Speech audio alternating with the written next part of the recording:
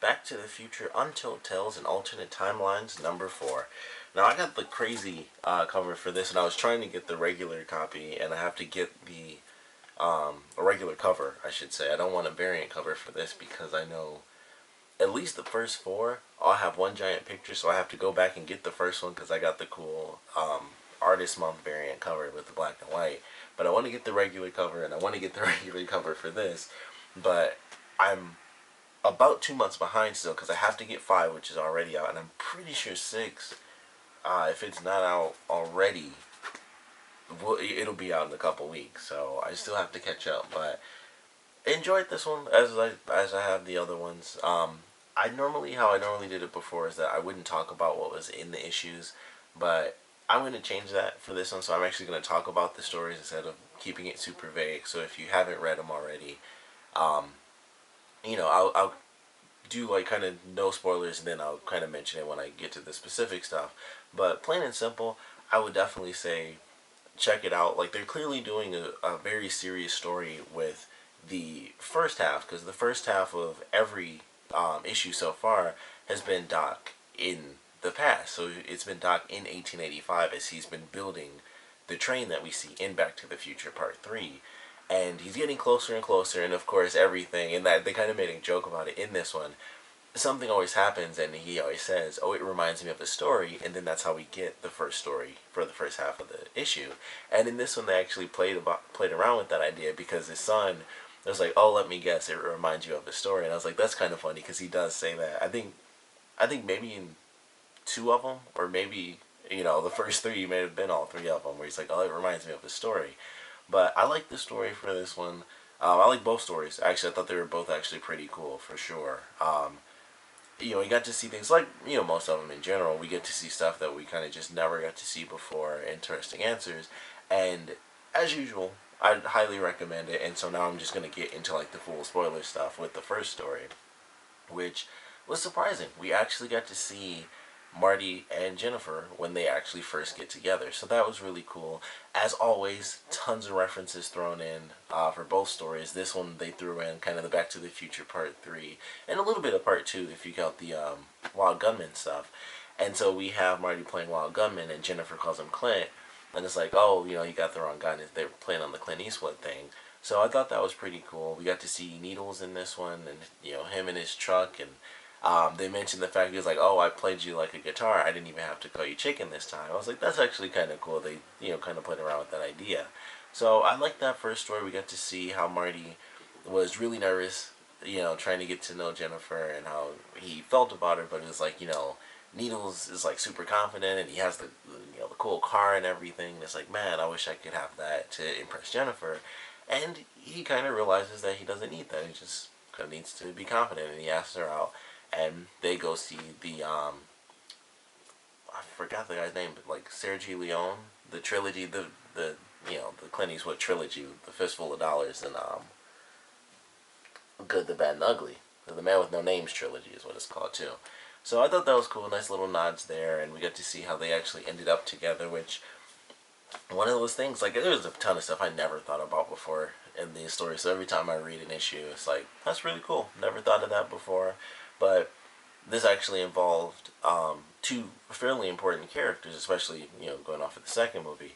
So I like that, because sometimes the random story, typically the story that Doc tells in the first half of the issue generally does involve, some of the main characters. So that was kind of normal. But the second story can kind of just be like anything and everything, and it's just like, who knows what the F it's going to be about it. It's going to be about either Doc or Marty, but there's also been stories like in the last issue with Biff when he went back in time. So there's some stuff for the second issue. It's like, who knows what it's going to tie into. And I love the second issue for this. I also love the art. Like, the art for the first one kind of threw me a little bit. I thought, because when Clara first showed up, I was like, man, she looks like super mean and stuff, and it didn't look like her to me. But I got used to it. Like, all the other characters I thought looked okay, but I think it was like Needles and Clara just looked weird to me. But everyone else I thought looked okay. The art for the second one was very smooth, like very kind of modern art style, really. And I loved that. I thought it looked really good. But the story was also really cool because we get to see an audio log, or they kind of go through the story of an audio log for Doc, excuse me, the first time he went to 2015. And I love that one. I thought that was cool. The way they played it, and it was like, it's right at the end of the first movie, and he shoots into 2015, and he's like, all right, we're driving on the road. I have to be careful because people are going to freak out about seeing, a DeLorean, a car from the 80s. And he drives right into an 80s car expo, and I was like, that's pretty cool how they did that. It's all 80s cars, and the dude has a Thriller jacket on. His son is a Ninja Turtle. I'm pretty sure the little girl in the picture had a balloon that had Pac-Man on it, which I thought was really weird. I was like, that's the kind of the point of it, is for it to be like full on 80s. So I was like, that's kind of cool how they did that. And he actually ended up winning with his DeLorean. And so he gets the hover converter, or he gets like a certificate, off of a hover converter. I was like, that's kind of cool. And he goes through and it's like, well, I have to figure out how to get a bunch of money. So I got to get some plutonium. And he actually ends up getting comic books, and he sells some old Superman comics. And I thought that was just really cool. And I was like, that's an awesome little reference. Like, he sold near mint conditions to the guy, and he's, the guy's like, oh, this guy's such an idiot and stuff. And for Doc, is like, well, I can just shoot back in time. I can get as many of those things as I need to, because I can go back to, that time, and I'll just buy them for $0.25 or something.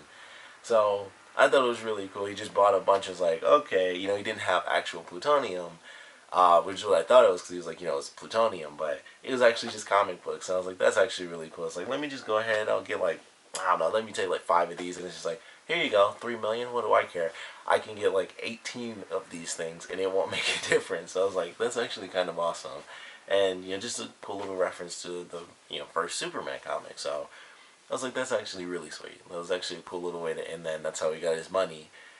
Superman helped Doc Brown to get the DeLorean, or the hover conversion, and the Mr. Fusion energy converter for the DeLorean. So I was like, that's actually very cool. A super nerdy way to do it too. But I was like, I kind of love that. That's pretty sweet. So certainly enjoyed these 2 stories for sure.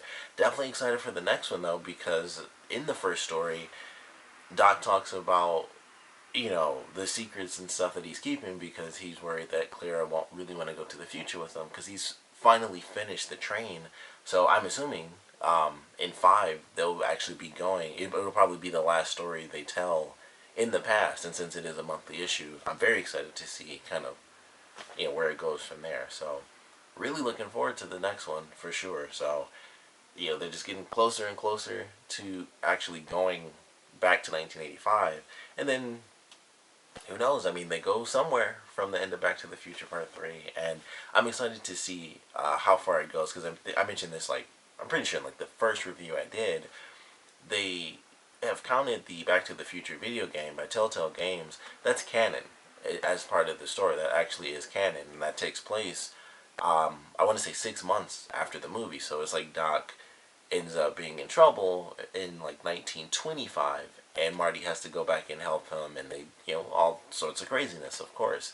So I am really curious how that's going to play out, and how they'll kind of jump around those ideas. And they could do it. It's really easy, because they spent, if they spend a lot of time on Doc, I believe that was like, I don't know, it was probably like 10 years or something. They were jumping through time, because in the game, he mentions like, oh, we want our kids to go here for college and stuff like that. So they're in like their late teens, possibly early, they're like late teens, because I think they were talking about where they want their kids to go, what year they want their kids to be in college. So they could spend a ton of time there, although that would kind of, take a lot off of like Marty and stuff like that. And they're both, crucial to the story. So I'm definitely excited to see what they do once we get kind of the ending scene of Back to the Future Part 3 in the comic, and then where they'll take it from there. But certainly enjoyed this one. Both issues I thought were pretty fun.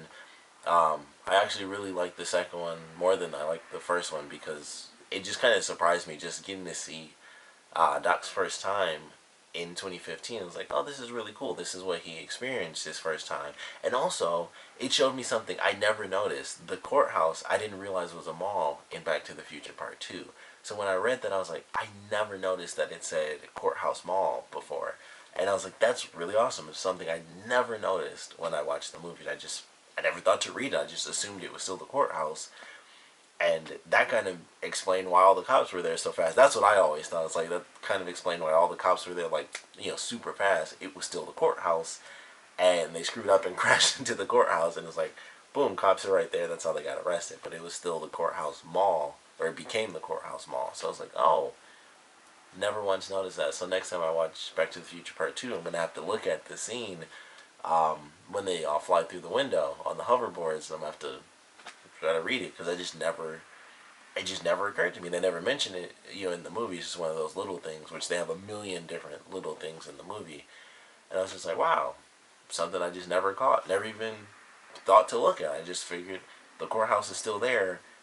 It's gonna be a courthouse. Like, you would never even think they would change a courthouse into a mall, but I'm sure that's happened in real life before too. You know, they move facilities. It just makes sense. So that was a cool little thing too. It's just like, oh, something random I never noticed in the film. So it's another little extra thing that made me like the second part as well. Like, kind of showing me something else about the universe I didn't get. But certainly enjoyed both of these. Looking forward to getting the next one.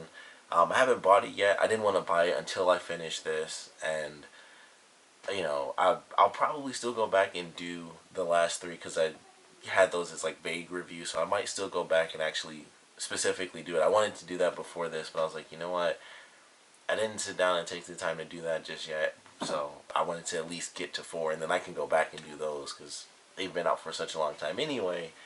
It's gonna be late either way, so it's like I'd rather get the newest, well, the newest for me at least out, and then I might go back and do the first three as like full in-depth sort of spoiler reviews. I might have to reread them actually to get like the specifics for each story because I don't really remember all the minute details. But it's like, you know, I remember Doc working on the bomb, and you know the last one was Biff, old Biff, going back in time with the dinosaur and stuff like that. Oh, there's not much to really talk about with that. He went back in time, dealt with dinosaurs. Um, but there's, you know, there's some other stuff in there, so I might actually go back and reread those to do like a full in-depth review about the specifics of each story from those three issues, the other three issues. But certainly love this one. Of course, would love to know what you guys thought about it, so please comment below. Let me know your favorite parts, your least favorite parts. And of course, I'd like to know which story was your favorite, and I would love to know whether you got the next issue or not, where you guys think they're going to be taking kind of Doc and Clara and Jules and Vern's story after the events of Back to the Future Part 3, because they jump into the future, or, well, technically, Doc says, like, you know, Marty's like, are you going to go to the future? And Doc says, like, oh, I've been there, but obviously they jump all over time, so I would love to know what you guys think is going to come of that. Like, are they going to go, you know, way back to the past, or, you know, still go to, I mean, I'm assuming he goes to the past just because of that line. He's like, oh, I've been there, but I'm pretty sure Marty also still says the line, like, look me up when you get there, or something like that. And he's like, you know, will do. So, we'd love to know your guesses for where they might take those four characters, like our, you know, our time-traveling family, what they're going to do with them. And, of course, I would love to know what you guys thought about this issue in general. So, please comment below, let me know, and thanks for watching.